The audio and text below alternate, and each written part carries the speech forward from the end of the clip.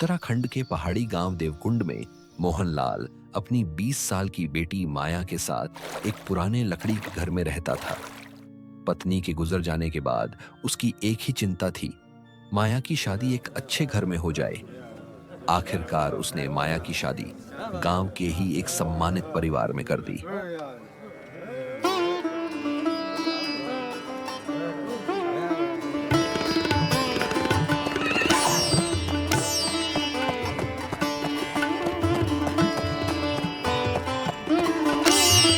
लड़का था कबीर, शांत, समझदार और माया का बहुत ख्याल रखने वाला।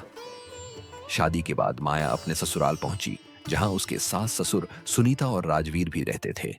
घर पुराना था, लकड़ी की दीवारें हर रात कराहती थीं।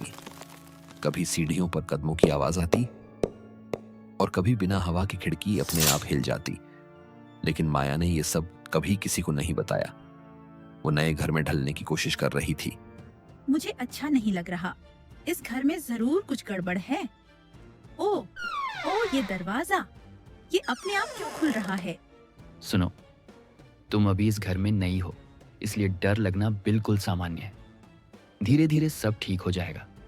इस घर में रहने की आदत भी पड़ जाएगी। मैं यही हूं ना, तुम्हारे साथ, कुछ नहीं होगा। कुछ समय बाद कबीर को नौकरी की तरफ से 30 दिनों के लिए शहर भेजा गया। माया उदास हुई, लेकिन कबीर ने प्यार से कहा, मैं जल्दी लौट आऊंगा, तुम अकेली नहीं हो। और वो चला गया।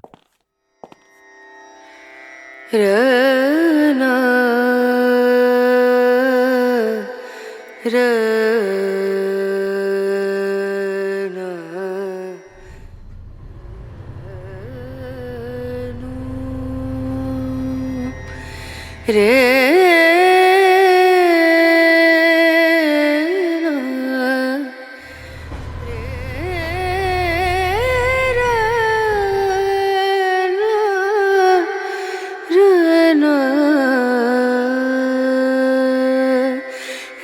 नजरिया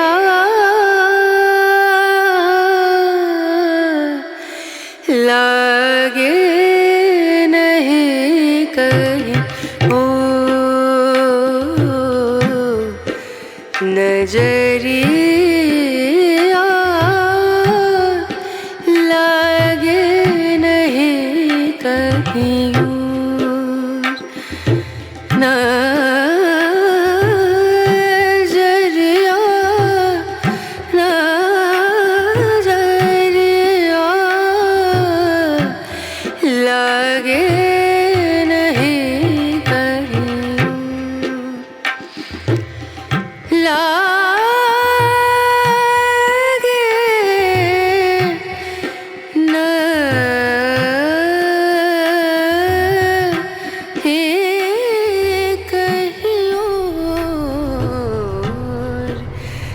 नजरिया लागे नहीं कहीं, ओ नजरिया लागे नहीं कहीं, नजरिया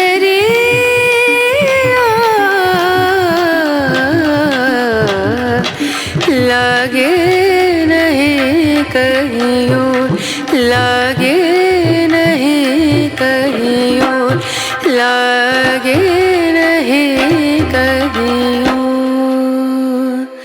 ओ।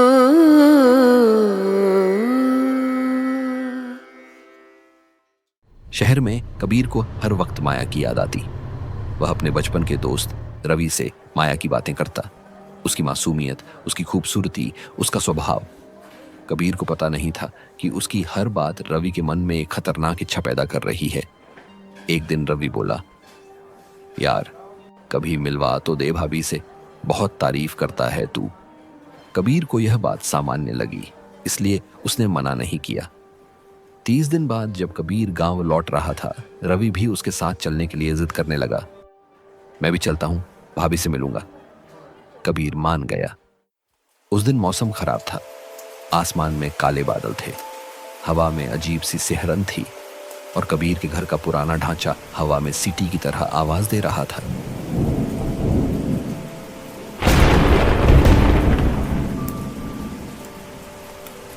माया ने दरवाजे पर उन्हें देखा, लेकिन उसके दिल में अजीब सी बेचैनी जागी।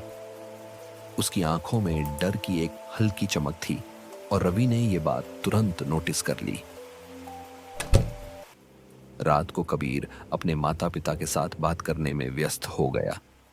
घर के अंदर की लाइटें टिमटिमा रही थीं, दीवारें हल्की हल्की चरमराने लगी थीं। माया रसोई में अकेली थी। रवि धीरे से उसके पीछे आकर खड़ा हो गया। उसकी आवाज में गंदा इरादा साफ झलक रहा था। भाभी, आप वाकई बहुत खूबसूरत हैं। माया घबरा गई।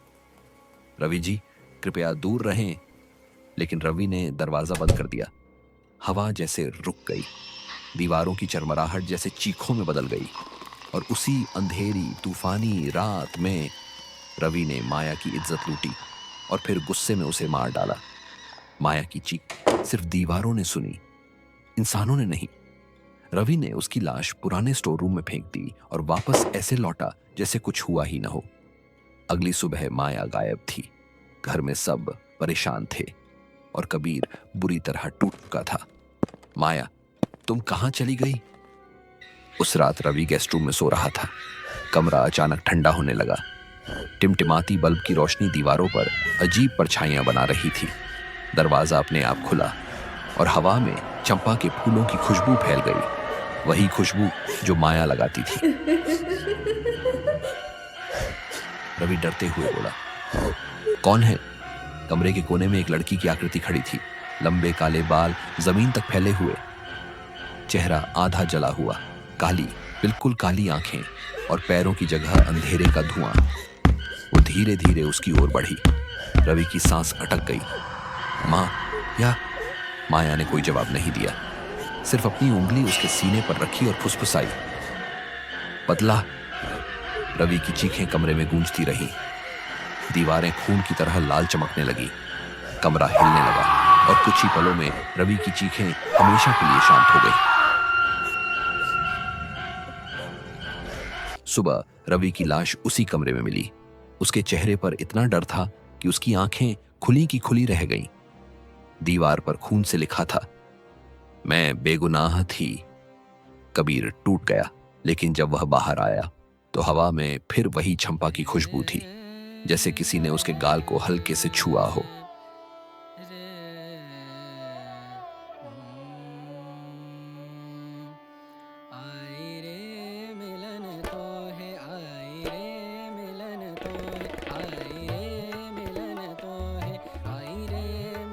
एक मीठी फुसफुसाहट आई, अब मुझे शांति मिल गई। कबीर आसमान की तरफ देखकर रो पड़ा। माया चली गई थी, लेकिन उसे छोड़कर नहीं, बस दर्द से मुक्त होकर। उसके बाद उस पुराने घर में कभी कोई बुरी शक्ति दिखाई नहीं दी।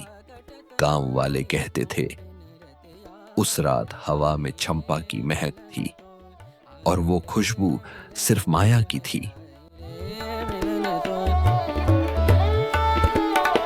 बरन मोरी, बरन मोरी, बरन मोरी ननद से बरन